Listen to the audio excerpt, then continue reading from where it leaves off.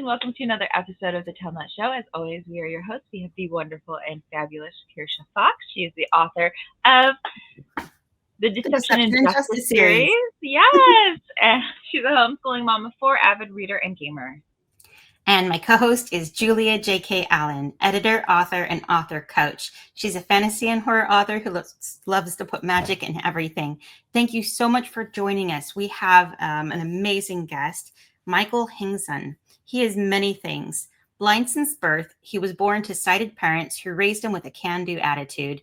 He's got a master's degree in physics. He's a motivational speaker, a September 11th survivor, expert consultant, and the #1 New York Times bestselling author of Thunderdog, the true story of a blind man, his guide dog, and the triumph of trust at ground zero.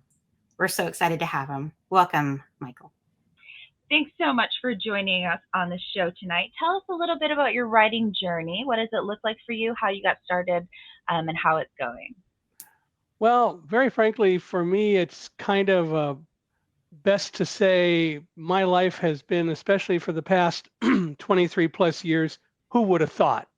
So Mm-hmm. I worked in the World Trade Center and was in my office on the 78th floor of Tower 1 on September 11th.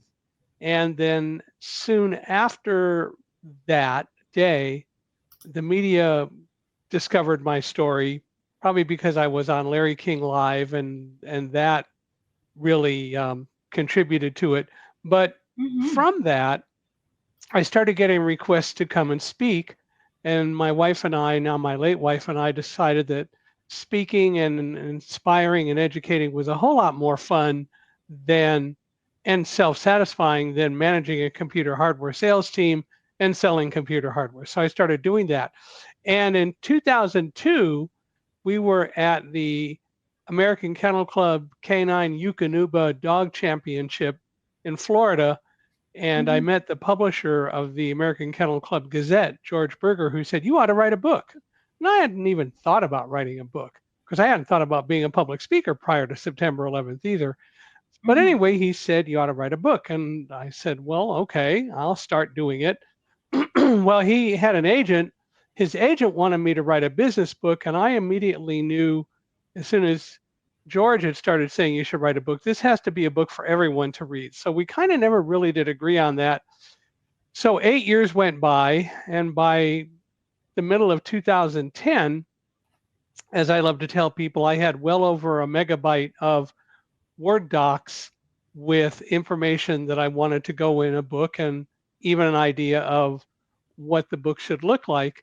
And one day on a Sunday afternoon, I received a call from a woman named Susie Flory, who said she's writing a book called Dog Tales, and she wanted to include my guide dog Roselle's story in the book. And I said, okay. She said, well, tell me your story. So I went through the whole story in great detail. So it was about 45 minutes. And when I was done, there was this pause. And then she said, you really need to write your own book. So I told her the same thing that I told you just now. And she said, well, I want to help you write it. I agree with you. And I'll introduce you to my agent, which she did, Chip McGregor. And Chip said, yeah, but I don't want a 9/11 book. And I said, good, I don't want to write a 9/11 book. That's not what this is about. This is about my story, growing up as a blind person, somewhat telling the story. And I described a little bit about what I thought the idea of the format should be, which is every chapter should start with an event from September 11th. Then we go back into my life and lessons I learned as a blind person and that helped me deal with that particular event on September 11th. And then Mm-hmm. at the end of the chapters, we come back to September 11th, and then we go to the next chapter. Anyway, he said, well, write me a proposal and we'll see. So Susie and I wrote a proposal. We sent it up to Chip, and literally he was bouncing off the walls when he called and said, this is great. This is just what I was hoping, and I can sell this. And within a week, we had a contract with Thomas Nelson Publishing. And that's how it began. And Susie, Flory, and I collaborated. And I've become a firm believer in the idea of collaboration. And I know there are a lot of authors and writers who write their own material, and that's great. They're good at it. I like to collaborate and team Mm-hmm. on things. So Susie and I did. And eventually in August, like August 2nd of 2011, Thunderdog, the story of a blind man, his guide dog, and the triumph of trusted ground zero was published. Then 9 days went by, and on August 11th of 2011, we get a call from the people at Thomas Nelson, and they say, we got to talk to you about something. And they were sounding really serious. And they said, you need to sit down because this is really something pretty heavy. And I said, well, Karen's sitting down. Does that count? Because my wife, Karen, was in a wheelchair her whole life. And they knew that. And they said, no, you got to sit down too. So I said, well, actually, I am sitting down. And the next thing we hear is, in its first week out, Thunderdog is on the New York Times bestseller list. And it kind of Yay! went from there. Congratulations. Yes. And so it continues to be there, and we continue to sell it. It's available anywhere books are sold.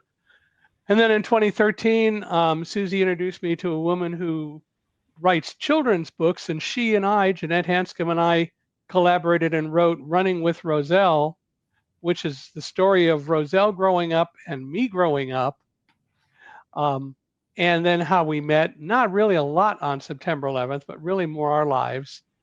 But then, and I continued to speak and so on. And then finally, the pandemic hit in 2020. And someone made the observation, people are afraid because of the pandemic. And I was looking at what to do because I couldn't very well travel and speak during the pandemic. And so I started thinking about writing another book about fear and learning to control fear. And I realized that ever since September 11th, I had talked to people about the fact that I didn't exhibit fear going down the stairs. And there was a reason for that, because I prepared to deal with an emergency, never expecting one to happen. That is to say, I learned all I could about the World Trade Center, learned how to travel around the World Trade Center, learned where different offices were, consulted with the Port Authority police and security people and the fire people, and learned all I could about what to do in an emergency, because I was the leader of an office and I would be responsible for anyone who was in my office if we had an emergency.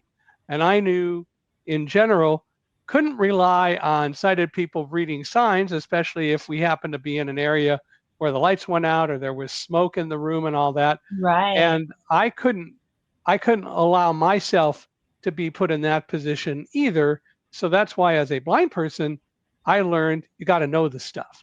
Well, anyway, I learned all of that, and that mindset kicked in on September 11th. But I've never really taught people how they could learn to control fear and deal with the fact that when something unexpected happens, you don't need to let fear, as I would put it, blind you or overwhelm you or paralyze you. The reality is you can use fear as a very powerful tool to help you if you train yourself to do that.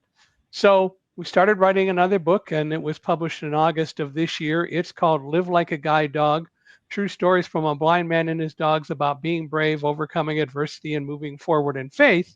And the idea is that I used lessons that I learned from 8 guide dogs and my wife's service dog, Fantasia, about dealing with fear, the way dogs live their lives, and how the things that they do could help us deal with controlling fear. And so we wrote the book, and it was released in August of 2024 by Tyndale House in Illinois. You asked, there's the story. Yeah, it's quite a story. It's an amazing story. Yes, we appreciate you sharing it with us.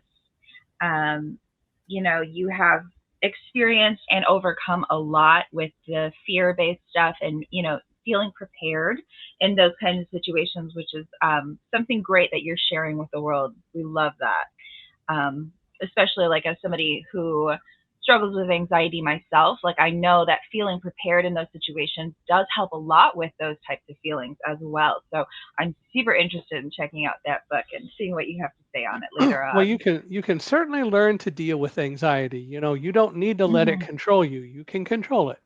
And that's the point. Dogs, for example, don't deal with what if. They don't do anything except live in the moment. We try to what if everything under the sun. We try to worry about so many things over which we don't have control. And that's a lesson also I learned from September 11th, that in reality, don't worry about the things that you can't control. Focus on what you can and let the rest take care of itself, because you're not going to have any influence over it anyway. That's right. Absolutely. You can only do what you can and do, that's it. All Right. right. So, for you, what would you say has been the most important part of writing? I think the enjoyment of the creative process is definitely important and fun. I think for me, it is probably the most important thing is coming up with something to write about that I believe people would be interested in, and getting feedback from people that, yeah, this is something that they value. And we did that with all of the books. And I would probably want to continue to do that when another book comes along, and we'll see, one might, then we'll go from there. That's a Sure. that's a fun perspective of like, I might write a book, I might not. We'll see. But I totally agree that sometimes you have to wait for just the right idea to hit. Mhm. You're like, this is it. I think I can manage this, Yeah. this is worth Well, writing. and when you decide to do it, then you need to follow through. Mhm. Because if you've Yeah. decided to do it, then you've gotten whatever information you need and whatever data you need to have that says this is a good book to write. Then you have to stick with it. And so it's important to stick with it. It's important to think about it. It becomes part of your life until and even after it happens. Mhm. Mhm. Yeah. I was curious about your writing process and the collaborative aspect of it as well. Can you tell us a little bit more about how you work through the nuts and bolts of the writing process? Sure. Um, so let's go back to Thunderdog. Susie and I both discussed what we wanted to, partly what we wanted to include, but how each of us would contribute to the effort. So she interviewed a lot of people and wrote up things from the interviews, and I personalized everything and wrote my story, and also contributed with additional things from the people who we interviewed. I think one of the most dramatic parts of Thunderdog was the fact that every chapter transitions from September 11th to things further back in my life and then back to September 11th. And when we submitted it to Thomas Nelson, one of the first things that Chad, our editor, said was, I get lost in the transitions. You're too Mm. sudden. You don't take me where I want to go. I get lost. And from a standpoint of having worked with a good editor, he, I appreciate what an editor says. And when he started to say that, I realized what he was saying, and I said to everyone on this conference call, I will take the weekend and I will work on the transitions. And I Mhm. did. They liked the transitions, but even more important from my perspective, when the book was written about by Kirkus in its magazine for publishers and libraries and so on, one of the things that they said is that transitions are very difficult to do. And in Thunderdog, the transitions are seamless and they work really well. And the reader is not lost or left behind at all. So I guess that was a compliment. Kudos. Yes. That No, is what a quite a wonderful compliment. compliment to get. Yeah. Yes. I also write flashbacks, and it's very tricky It to is. not lose the reader, Yeah. to bring about that this was in the past and now we're in the present, or what time period you're talking about. Mhm. Yeah, it's really important, and in this book, it was extremely important to make sure that we brought the reader with us, and it wasn't hard to do, but it still was a process, and it needed to be done. What would you say you learned from the writing process? Something you didn't know before you started trying to write a book, but like you learned throughout the way that maybe you'd want to share with new authors? I think that it is a discipline, and you also, I believe, writers should approach it with humility. And I know there are some that don't and think they're great and all that, but I think things like that come out in a book. So I really think that an author, especially a new author, when they've decided that they want to write a book and they feel that they have something they want to write about, it becomes part of their life. You have to be disciplined. You have to think about it daily.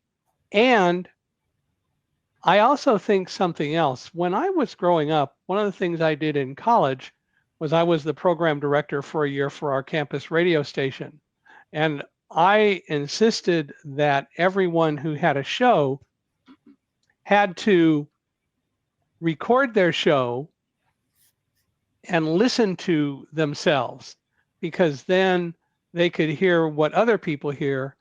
And most people just don't want to do that. And I said, I know I'm my own worst critic too. And I only realized when I started writing Live Like a Guide Dog that I'm my own worst critic was the worst thing I could say, because it's not true. The reality is I need to teach myself I'm not my own worst critic, I'm my own best teacher. And when you reshape it from worst critic to best teacher, and you really think about it, and one of the things that we talk about in Live Like a Guide Dog is spend time at the end of every day thinking about what um, happened that day, what worked, what didn't work, why did something not work as well as you want. Don't call it a failure, it's not. Why didn't it work like it should? Even the good stuff, what could we have done to make that even better? But really think about yourself internally, analyze yourself, and use that information to move forward. And as I said, own best teacher, because you'll teach yourself a lot more by doing that.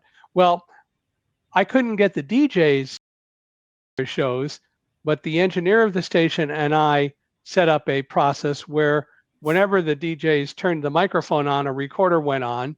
And so their shows were recorded, and we made them listen to those shows. And the recorder was in a locked cabinet, so they couldn't get to it. So we gave them the cassettes. Remember cassettes? An old thing long ago. Anyway, Mhm. um, we gave them the cassettes and we insisted they listen to the cassettes. And if they didn't, and we didn't see improvement, they weren't going to be on the air anymore. Well, most of them broke down and listened.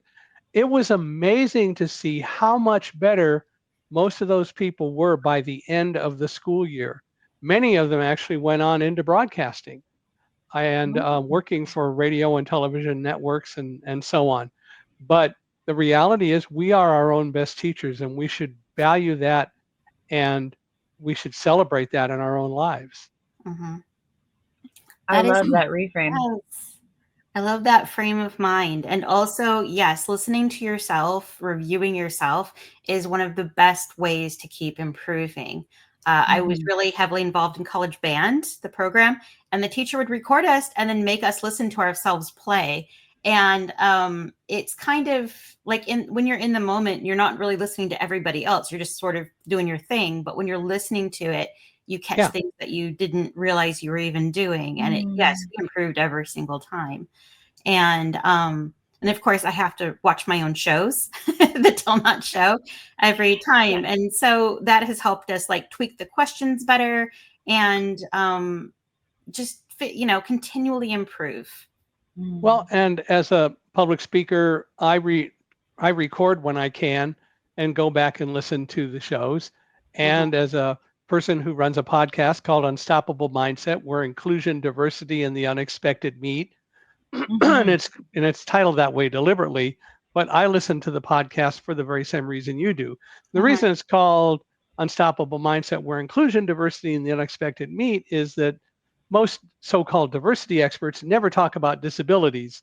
They'll talk about Right. race, gender, sexual orientation, but they don't deal with disabilities. They say that's not really part of diversity. Well, yes, it is, especially Mhm. since we're a larger minority than any of those other minorities, except for gender. Um, but Mhm. what we do is we put inclusion first. You can't be inclusive unless you're going to make sure that disabilities are part of what you do. So inclusion, diversity, and the unexpected, which is anything that doesn't have to do with inclusion or diversity, which is most things. And the Mhm. podcast is all about having a conversation.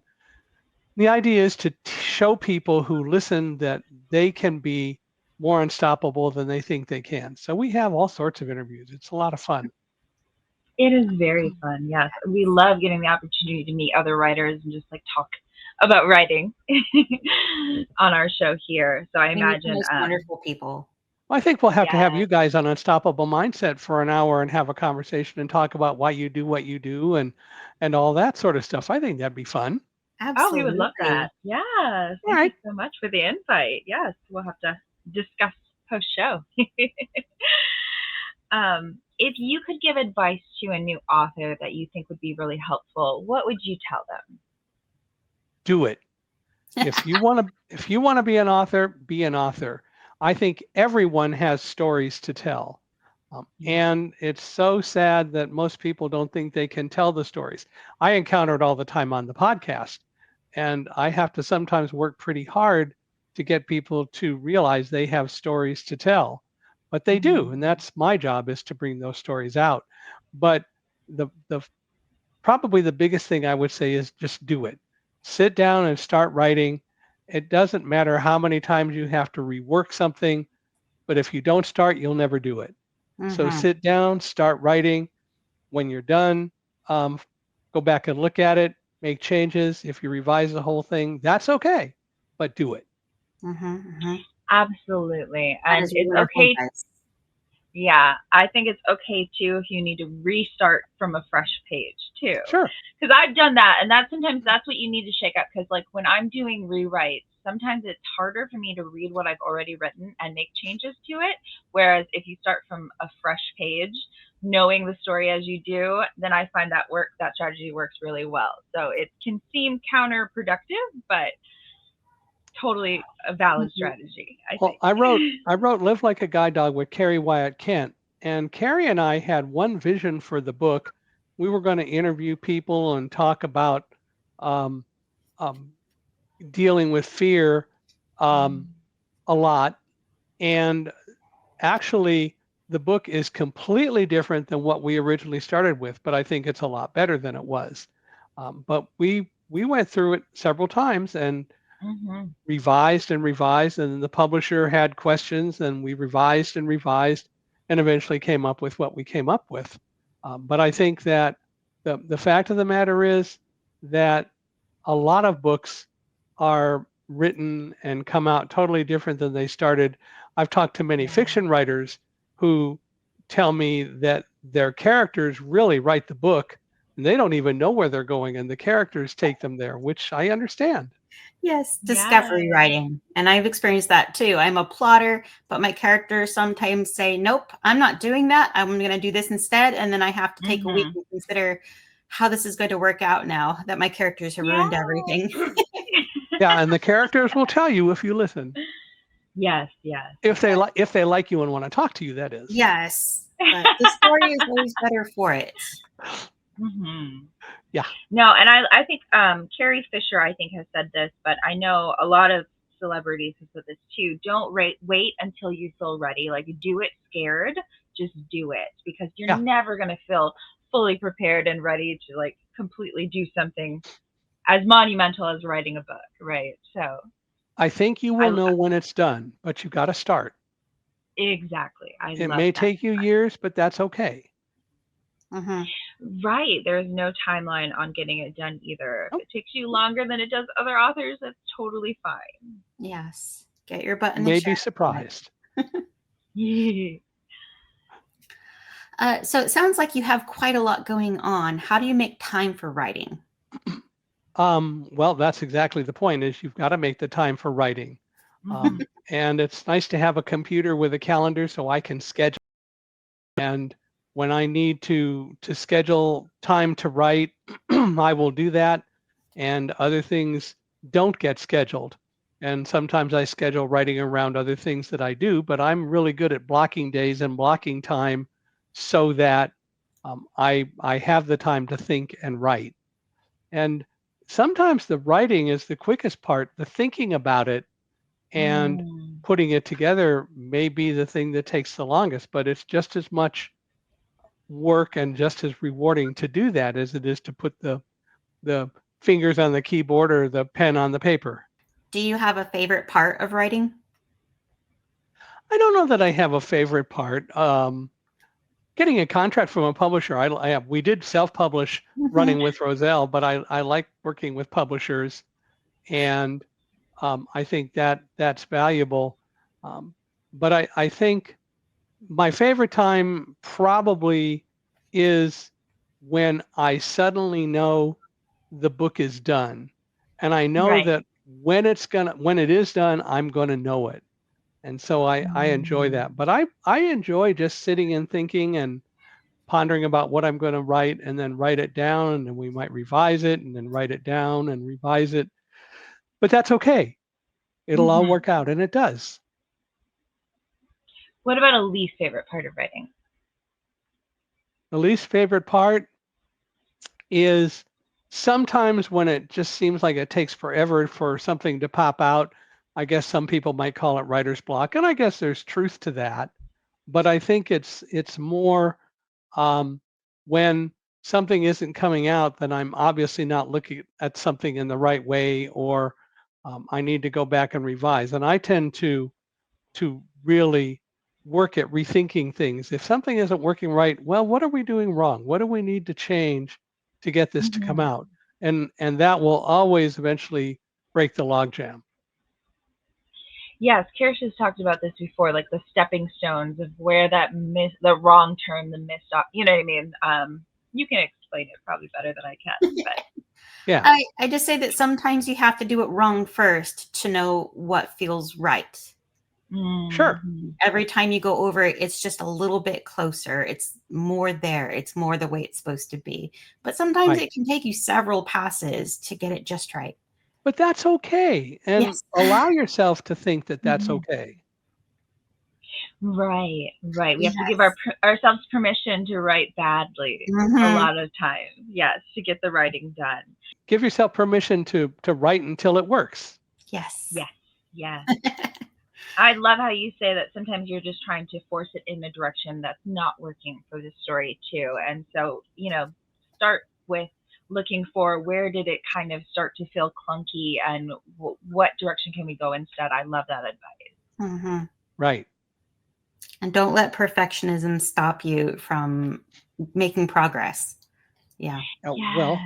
Yeah, perfection will result when you've got it right.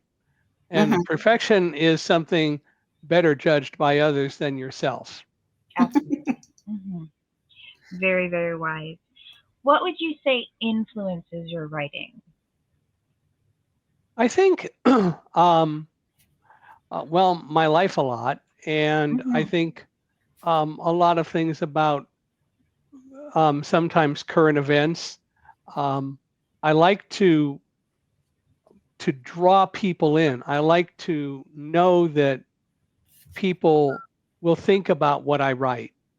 And so I love talking with people about what I'm thinking of doing and using their input to help the process. So um, Yeah. all of those are influences on what we come up with. Yeah, no, that's wonderful because people talk about 10,000 hours to master anything, right? It takes 10,000 hours of hard work. But what they often forget about those 10,000 hours is it comes with feedback. It comes with a mentor or somebody guiding you along the way to say, like, hey, you're doing great with this, but maybe try working on this aspect instead next time, things like that. So you're getting that feedback from other people and then putting in the 10,000 hours. And that's where a lot of mastery and improvement can come Well, with Hmm. Live Like a Guide Dog, for example, in. after we wrote it, we thought we had it. We asked a number of people to read it, and we knew we had it right when most all of those people said, "This is wonderful." And whenever anyone had a question, then we would take that back and think about it and possibly make a change.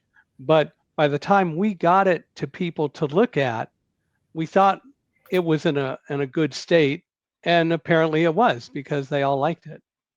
And I Wonderful. look for pretty critical people, people who will be critical in a positive way, not just who are Yes. negative about everything, but people who will really look at it and say, "Here's what I think." Yes, and I always recommend people critique rather than criticize when it Right. comes to peer reviewing and editing and all that stuff. Yes, with Yeah. writing. It is so important to have that team of people who are going to like not necessarily Be hurt your honest. feelings, but they're going Yes. to be honest with you and they're going to tell you if something isn't working or not. If you Right. Mhm. surround yourself with people who just gush and tell you everything is wonderful when it's really not, like they're really not doing you a good service, Mhm. because you're going to go forward thinking that you've got the next bestseller and like you really don't. um, I would much rather have my feelings hurt and get that honesty. But oh Mhm. goodness, does it feel so good when that honesty comes back saying, I love this. You're doing the right Yeah. thing. Keep going. That's one of my Right. favorite parts. Right. Well, and when people say, I really think here is something you might consider changing, I take that to heart because I value the outside information that I get from people because they look at it differently than I do. And that Mhm. helps me broaden my horizons when people are willing to and do come up with thoughts that I didn't have. So that's okay. Yes. Yeah. No, absolutely. Absolutely. I love when especially if you're in the middle of writing, having that soundboard can be so nice and helpful of like working through things. Mm-hmm. And that's why Susie, Jeanette, and Carrie have been very valuable in helping me in writing the three books that we wrote because they all also tended to be good sounding boards. And Yeah. likewise, I could give them feedback back on what they wrote. Mm-hmm. I And love doing collaborations for yeah, that it's so much more reason. fun. Do you Having have any tips for collaborating? Sorry, Mhm. I didn't mean to cut you off. It's fine. Um, be open, be honest, communicate, don't hold back. Mm, But remember, you're a team, and so treat it like a team.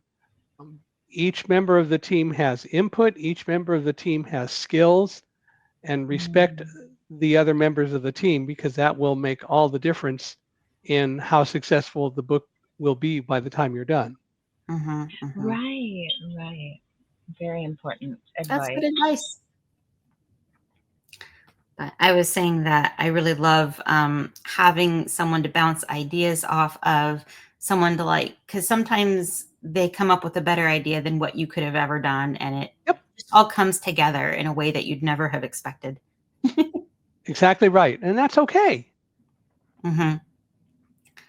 So you've obviously done really, really well. What would you say has been your most significant writing victory so far?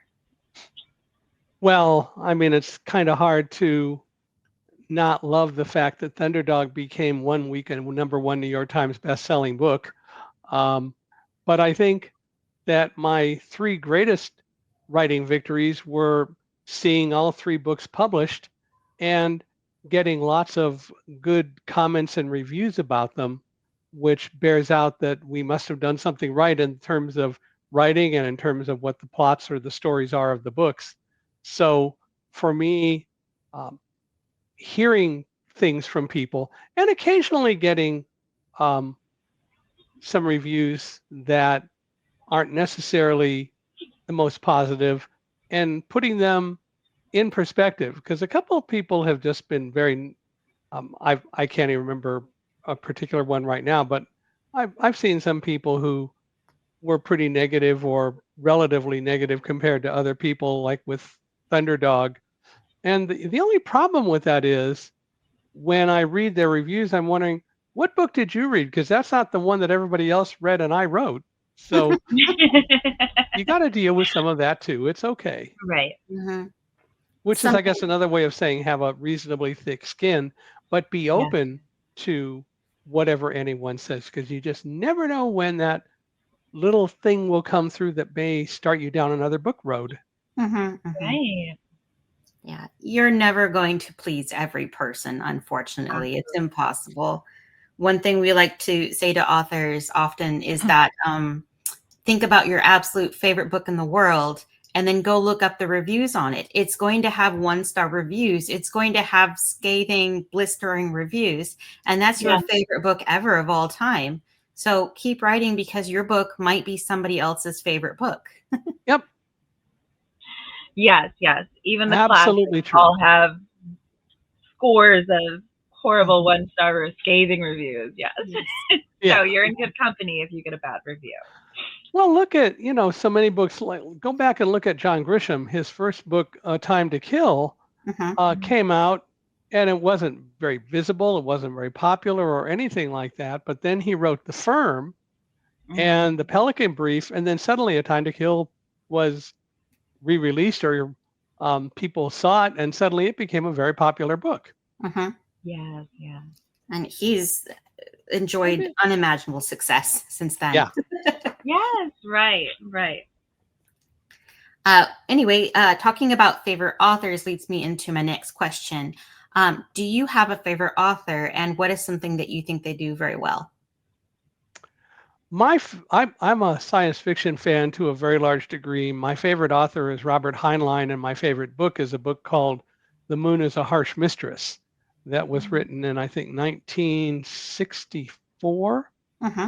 Um, and it's it's got its humorous parts, because what it is, it's a story about the fact that Earth colonized the moon, and in 2075, the people on the moon were getting tired of being ruled and run over by the Lunar Authority back on Earth.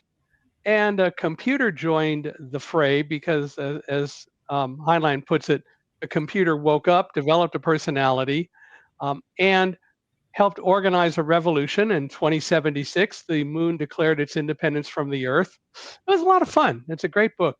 Mm-hmm. I love how Sounds they're very able to fun. take science fiction and reflect back truths to us, or reflect, like, do a Mhm. retelling of historical events, in, Right. reframe them in that way. You can play with it, and it's just so fascinating. Yeah. So Yeah. that's one of my that's really my all-time, I think, probably favorite book. But I like a lot of authors. I like reading a lot of mysteries as well. So Mm. um, I've read all of the Lillian Jackson Braun Cat Who books, and Sophie Kelly and the Magical Cat series, and Sophie Ryan, and I like cat books. They're fun. I have Mm-hmm. a cat. Yeah. My cat's No, in the and other room, and we don't let her in while we're doing a podcast because she'll yell. oh, yes. Yeah. They like to do what we're doing, so I'm sure she's just, I'm on a show too. Yeah. Yeah. I was And helping. curious though. I know that you do the creative nonfiction and the nonfiction a lot. Have you ever considered writing a fiction story?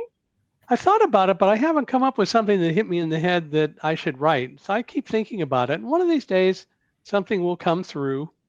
Um, and I can only hope it will be as successful as J.K. Rowling, who I also admire as an author. Yeah, everyone would love even a piece of her success. Yeah. Yes, yes. Mhm. Well, we look forward to that. I have one final question for you, which is one of my favorite ones to ask. Do you have any writing advice that you hate? Either think it doesn't apply to most people or is not maybe the best advice? Oh, I think that probably the advice that I've gotten that I really didn't like, well, that I liked the least, was Mhm. the people who say, "Hey, writer's block is always with you. You're always going to have writer's block, so just be prepared." Why why discourage people? I would much Mm. rather they say something like, there are going to be times when part of your story isn't popping out. It will, Mhm. but I it's like failure. I don't like the word failure, and when I and we do it in Live Like a Guide Dog, failure is not a thing to say. The reality is we don't fail. We may have thought we were doing something well and it turned out not to be well. That gets back to the self-analysis and introspection. Why didn't it work well? What happened? What were we afraid of that brought it down? And go back and think about all of that. And the more of that you do, the better you'll get at, and the more quickly you'll get at finding what the solution ought to be. And Mhm. Yeah. so I don't like it when people talk about writer's block, when they don't talk about, or when they do talk about the negative aspects of it. It is no different writing than performing any other task. There are days when you're going to get more done than on other days. That doesn't mean that the days where you don't accomplish as much are bad days, but Mm. think about it and work through it. And what you'll find is you can get through it all and it will work out well. Mm. It Yeah, sounds like you don't let don't it like. discourage you. Yes, sorry. No, I'm you're sorry, I didn't catch that. Oh, I just said don't let it discourage you. I love that. Right, Yeah. Yeah. right. Don't let it discourage you. Don't don't become egotistical about it, but don't let it discourage you. Hmm. Mhm. I was saying that it sounds like you don't like the defeatist attitudes. Like if Don't. you're going to go into something, like be excited. Like you're not going to be always happy all the time, but pursue it and be passionate and don't drag your knuckles and go, oh, this is going to be awful. This is going to be hard. I don't. Mhm. So let me tell you a story. Sure. Um, until the early 1980s, people with disabilities could not buy life insurance because life insurance companies said you're a higher risk, you're going to die sooner. Blind people are going to die sooner because they're blind. And one Mm. day, somebody asked a representative from one of the insurance companies, you base everything that you do on scientific data. You have mathematical models, actuarial statistics that show that blind people and other people with disabilities are a higher risk and they're going to die sooner. And that's why you decide what you do when you won't provide insurance, right? And the guy said, yeah. Can we see that evidence? Sure. Mm. 6 months went by, not one single thing ever appeared. And finally, um, the guy who asked the question confronted the guy he asked the question of, you don't have anything, do you? No, we really don't. That began a movement. The National Federation of the Blind specifically started the movement. Other disability groups joined in, and we went to every state in the union. And by 1985, laws were passed in every state saying that you cannot, as insurance companies, discriminate against blind or other persons with disabilities in providing life insurance unless you have actuarial statistics or evidentiary data to show that those people are a higher risk. And I was involved because I was living in Massachusetts at the time and coordinated the efforts with the legislature in Massachusetts.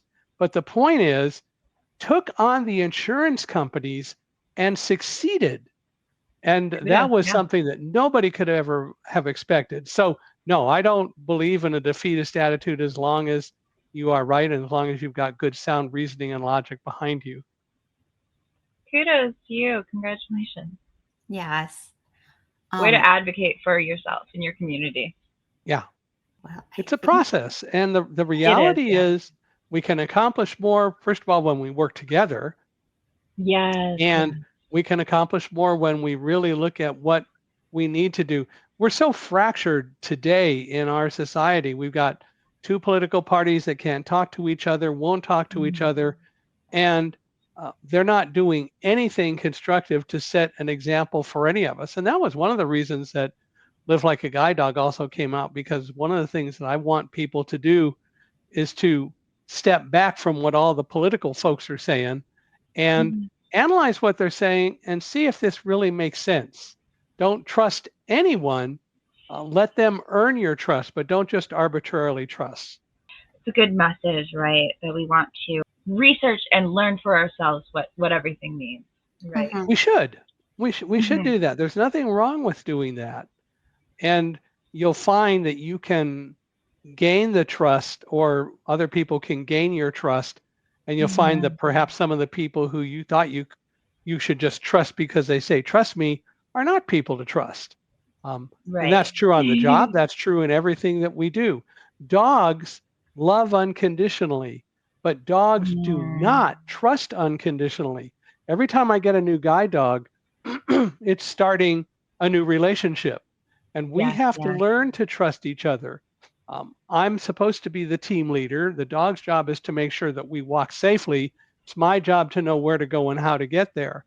And I have to be obligated to make sure that I do my part and also respect the dog doing their part.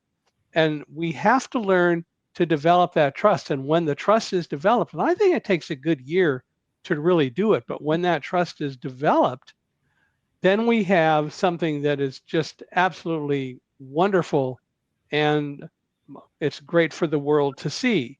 And so, having done that now with 8 guide dogs is really pretty Mm. cool. So when I'm walking down the street with my current guide dog Alamo, who you can actually see behind me here, um, well, actually, can you? No, you can't, because there's the virtual background is in Zoom, so you don't see his picture. Um, so I could get him up on my lap, though. He thinks he's a lap dog. I would love to see your dog. We'll do that in a moment. For But sure. when we get to a street corner and we stop, because he's supposed to stop at Mm. curbs, when I tell him to go forward, if he won't go, my first reaction shouldn't be and isn't, "Oh, you dumb dog, you're not doing what I told you to do. Get." Right. Immediately, my response is, "Why aren't you going?" Hmm. Probably Right. it's because there's a hybrid or a quiet car or an electric car coming and I didn't hear it or something like that. So I Mhm. will encourage the dog to go. And if he won't go, then I'm going to wait. And eventually the dog will go. And eventually I'll also probably hear the vehicle. But the Mhm. reality is it's all about doing what you need to do to make sure that you each respect each other. And likewise, the dog has to trust me to know that I know where I'm going and how to get there. So if I get lost along the way, what I also have to do is not panic, but then take a step back and say, where did I turn wrong? What did I do wrong? That's Mm. it's called structured discovery, and it's a process that works very well. You can go back and analyze where you made a wrong turn, and or nowadays, of course, we have a lot of different kinds of technologies like Google Maps that work on an iPhone, and Yeah. Apple Maps, and other GPS technology that works on an iPhone, and for me as well as it does for you. So I can also get information in another way. Hmm. Oh, it's so helpful.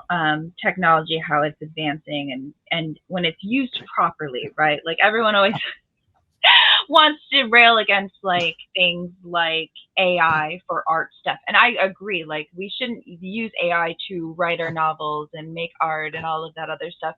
We should be using AI for like help me structure my morning to start off my day in the best way. Yes. Like give me the information on routines and scheduling and all of that stuff.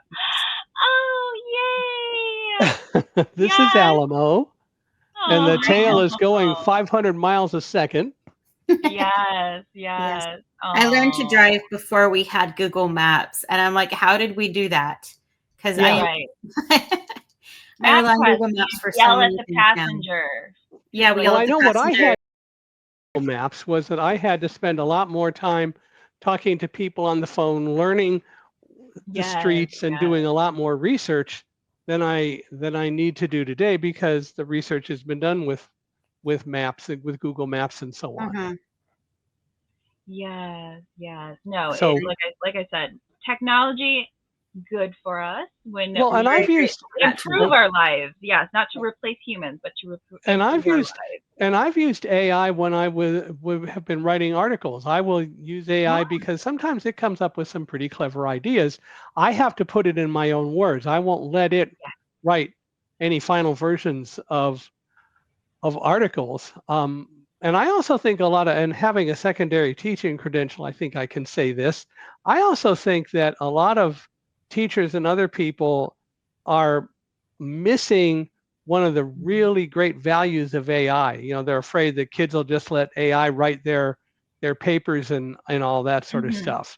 And my response is let them and let it. Then, when they turn the paper in, take a day and have all the kids stand up one at a time and each take a minute and defend your paper without being able to read it. You'll find out Mm, very quickly who really wrote their paper and who didn't. right, right. Hmm. Yeah, there's issues with the AI Finder programs because Mhm. they do false positives quite often, and it's a bit concerning. Oh, yeah. Mm. Oh, yeah. AI still oftentimes uses the term visually impaired, which is the most horrible, disgusting thing people use to describe blind people. Visually, I'm not different because I'm blind, and impaired, I am not. It should be blind or Mm, low vision, but impaired, I'm not. Unfortunately, the so-called experts in the field created that a long time ago, and mhm. too many people still buy into it. And all it does is it really tends to continue to promote that blind people aren't necessarily as capable as people who are not impaired. Well, the reality is all of you are blind impaired. We don't hold it against you. Right. No, Well, very true. I turned on my light so that you guys have something to see. You know, I like to accommodate my sighted friends. It's okay. Oh, we thank appreciate you it for so that. much, though. Yes. No, I love.